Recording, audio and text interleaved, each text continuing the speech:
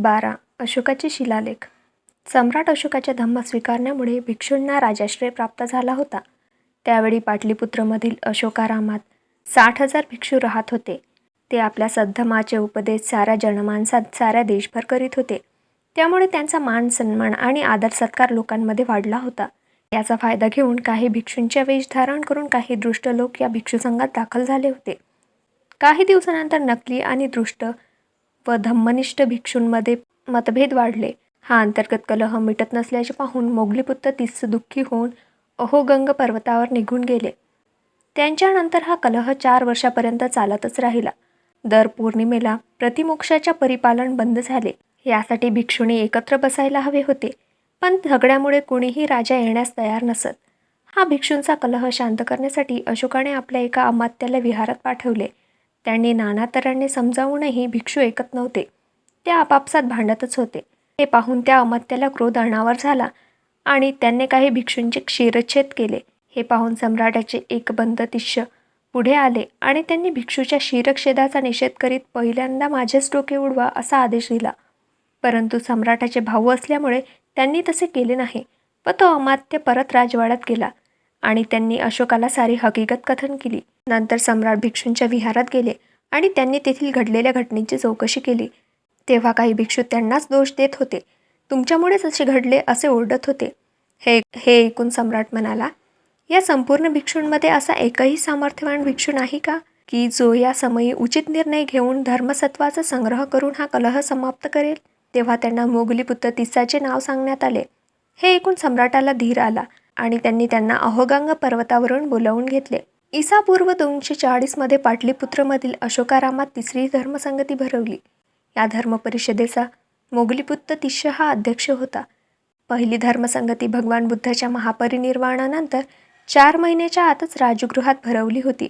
त्यानंतर दुसरी धर्मसंगती भगवान बुद्धाच्या महापरिनिर्वाणानंतर 100 वर्षांनी वैशाली येथे भरवण्यात आली होती. तिसऱ्या धर्मसंगतीत दुसऱ्या मताचं खंडन करण्यासाठी कथावस्तू नावाच्या ग्रंथाची रचना केली गेली. ही संगती अशोकाच्या राज्याभिषेकाच्या 17व्या आणि वयाच्या 75व्या वर्षी भरवली होती. मोगलीपुत्र तिस्साच्या मार्गदर्शनाने अशोकाने देशात सुद्धा बौद्ध धर्माच्या प्रसाराची यंत्रणा उभारली आणि धर्माज्ञा निश्चित केल्या. सिरिया, इजिप्त, सायरेन, कोरिया आणि मॅसेडोनिया इत्यादी देशातून इसवी सन पूर्व 243च्या सुमारास अशोकाचे धर्मप्रचारक रवाना झाले. दक्षिणेकडे चोल, पांड्य या भारतीय राज्यातही काही प्रचारक गेले. सिलोनमध्ये अशोकाचा मुलगा महेंद्र आणि कन्या संघमित्रा हे दोघे गेले. तेव्हापासूनच सिलोन म्हणजे श्रीलंका हा देश बौद्धधर्मीय झाला. अशोकाने भरवलेली या धर्मपरिषदेपुढे अनेक वर्षापर्यंत बौद्ध धर्म टिकू शकला. यावेळी तयार करण्यात आलेल्या त्रिपिटक या धर्माचा ग्रंथ आजही प्रसिद्ध मानला जातो. या ग्रंथाच्या रचनेचे काम अशोकाचा धर्मगुरू आणि प्रसिद्ध बौद्ध पंडित उपगुप्त यांच्या मार्गदर्शनाने पूर्ण करण्यात आला. तिसऱ्या धर्मसंगतीच्या समाप्तीनंतर अशोकाने मोगलीपुत्र तिस्साच्या सहकार्याने आपल्या राज्यातील सुदूर प्रदेशात आणि अन्य देशात बौद्ध धर्माचे प्रसारक पाठवले होते. 1. मज्जांतिक म्हणजेच माध्यमिक स्थवीर, काश्मीर आणि गांधारातले. 2. महोदव स्थवीर, महिला मंडळामध्ये. 3. रक्षीण स्थवीर, वनवासात. 4. यवन धम्मरक्षत स्थवीर, अप्रांतामध्ये. 5. महारक्षित स्थवीर, हिमालय प्रदेशात. 6. महाधम्मरक्षित, महाराष्ट्रामध्ये. 7. महामैंद्र आणि त्याचे सहकारी, श्रीलंकेमध्ये. यावरून आपल्या असे लक्षात येते की सम्राट अशोकाने आपल्या जीवनात धम्माला किती सर्वश्रेष्ठ स्थान देऊन आपले जीवन त्याप्रती समर्पित केले होते. अशोकाचे महान जीवित कार्य आजही त्याने घडवलेल्या अद्भुत शिल्पाच्या रूपात अमर होऊन राहिले आहे. दगडातून कोरलेले शिलालेख, स्तंभावर कोरलेले शिलालेख आणि गुहेतून लिहिलेले गुहालेख ही अशोकाची खरीखुरी स्मारके होत. हे सर्व लेख म्हणजे त्या थोर विचारवंत लेखकाची आत्मकथाच होय.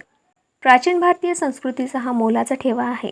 मानवास अनेक सालापर्यंत सद्भावनेची प्रेरणा देत राहील असा हा अशोकाचा वारसा आहे. हे लेख ब्राह्मी आणि खारोष्टी अशा दोन्ही लिपीतून लिहिलेले आढळतात. मग बुद्धाचे वास्तव्य जिथं जिथं होते त्याचा शोध घेतला आणि त्या ठिकाणी शिलालेख करून ठेवले.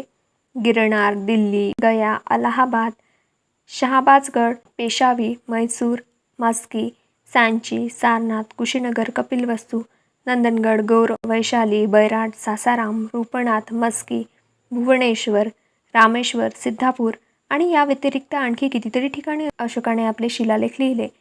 अशोकाला देवनाम प्रिय प्रियदर्शी या राजकीय पदाने सन्मानित केले जात असे. त्याने आपल्या प्रजेच्या हितासाठी काय काय केले, प्रजेने धर्मासाठी कसे वागावे याची शिकवण सांगितली आहे. प्रियदर्शी राजाने आपल्या कर्तबगार अधिकाऱ्यांना काही आज्ञापत्रे लिहून ठेवली आहेत. एका शिलालेखात तो म्हणतो, देवांना प्रिय प्रियदर्शी राजाचे असे म्हणणे आहे की राज्याभिषेकानंतर 12व्या वर्षी मी आज्ञा केली आहे की युक्त, राजूक व प्रादेशिक या अधिकाऱ्यांनी दर 5 वर्षांनी राज्यात सर्वत्र फिरतीवर निघावे व आपले इतर सहकारी कामाबरोबर प्रजेला पुढील प्रमाणे धर्माची शिकवण द्यावी. मातापितरांची सेवा करणे प्रशंसनीय आहे. मित्र, परिचित, ब्राह्मण व श्रवण यांच्याशी औदार्याने वागणे प्रशंसनीय आहे.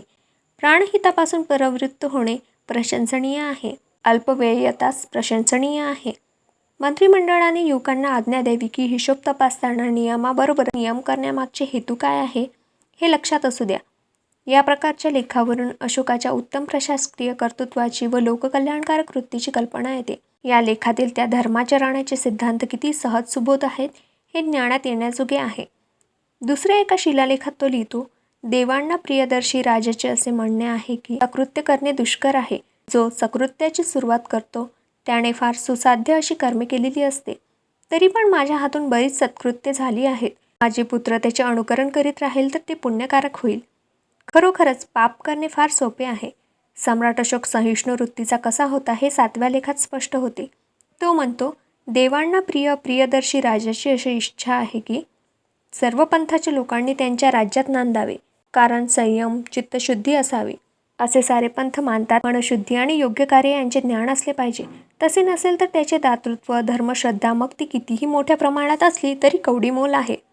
आपल्या 9व्या शिलालेखात त्याने धर्ममंगलाची चर्चा केली आहे. धर्मदानाची तुलना करता येईल असे दुसरे कुठलेही दान नाही, अशी त्याची निष्ठा होती. धर्मदान म्हणजे माणसात सद्भावनेचे आवाहन करते.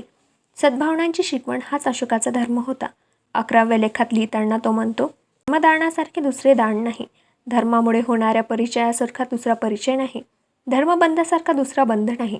ज्या धर्मात पुढील गोष्टी असतात, दास व नौकर यांच्याशी योग्य वर्तवणूक, मातेपित्यांचे आज्ञापालन, मित्र, परिचित, ब्राह्मण, श्रमिकांना उदार हस्ते मदत आणि प्राणीहत्येपासून परावृत्ती. अशोकाचा हा संदेश कोणासही पटण्यासारखा आहे. या त्याच्या थोर शिकवणुकीमुळे सारी प्रजा त्याचे गुणगान करीत होती. अशोकाचे शिलालेख त्याने अत्यंत योजनाबद्ध रीतीने लिहिले आहेत. सायबर घाटाजवळ रहाबजगडी येथे प्रमुख 14 शिलालेख आढळून आले आहेत. अशा 14 लेखांची प्रत हजारा जिल्ह्यातील मानशेरा या गावी आहे. गिरनार पर्वतामध्ये जुनागडजवळही हे लेख सापडतात. महाराष्ट्रामध्ये सोपारा म्हणजेच मुंबईजवळ नालासोपारा येथेही लेख खोदले गेले असले पाहिजे असे तेथे सापडलेल्या अवशेषावरून सिद्ध होते. सुदूर दक्षिणेतही मद्रास प्रांतात कुर्नूल जिल्ह्यातील येरागुजी या गावी 14 शिलालेख सापडले आहेत. ओरिसामधील जगन्नाथपुरी जणिक, धौली आणि बंगालच्या उपसागरानजीक गंजम जिल्ह्यातील जोगंड येथे शिलालेख आढळून आले आहेत. इतरत्रही आणखी शिलालेख गडप झाले असल्याची शक्यता नाकारता येत नाही. पुरातत्व विभागाने आणखी काही उत्खनन केले तर जुने ते सोने सापडल्याशिवाय राहणार नाही. धौली येथील शिलालेखात अशोकाने लिहिले आहे, माझ्या राज्यातील लोक मला मुलासारखे आहेत. त्या लोकांनी दंड चुकवला, काही अपराध केले तरी असूया किंवा क्रोर्याच्या अधीन होऊन त्यांच्यावर अन्याय करू नका. त्यांना सुधारण्याची संधी द्या. न्यायदेवता आंधळी असते हे खरे आहे, तरीसुद्धा न्यायाधीशांनी शिक्षा सांगताना कायद्याच्या अक्षराकडे न पाहता मानव हा चुकीला पात्र असतो याकडे पाहावे आणि आपण आपल्या मुलांना ज्याप्रमाणे शिक्षा करतो त्याप्रमाणे करावी. धौली येथील शिलालेख. आपण माणसांनी आपल्या स्वतःच्या वाचेवर नियंत्रण घातले पाहिजे. त्यामुळे स्वतःच्या संप्रदायाची अकारण निंदा असे करू नये. काही कारणानं अन्य सांप्रदायिकावर टीका करावी लागली तरी ती सौजन्यानं करावी, परंतु अन्य सांप्रदायिकांचा योग्य तो सत्कार करावा. माणूस अशा रीतीने वागला तर जगावर त्याचे मोठे उपकार होतील. स्वतःच्या धर्माची उन्नती व्हावी या समजुतीने तो दुसऱ्याच्या पंथाची निंदा करतो, तो स्वतःच्याच धर्माचा घात करतो. एकमेकांची धर्मतत्वे ऐकावीत ही सर्वात चांगली गोष्ट होय. व्हिडिओ आवडल्यास लाईक करा आणि अशाच नवनवीन माहितीसाठी आपल्या चॅनलला सबस्क्राईब करा.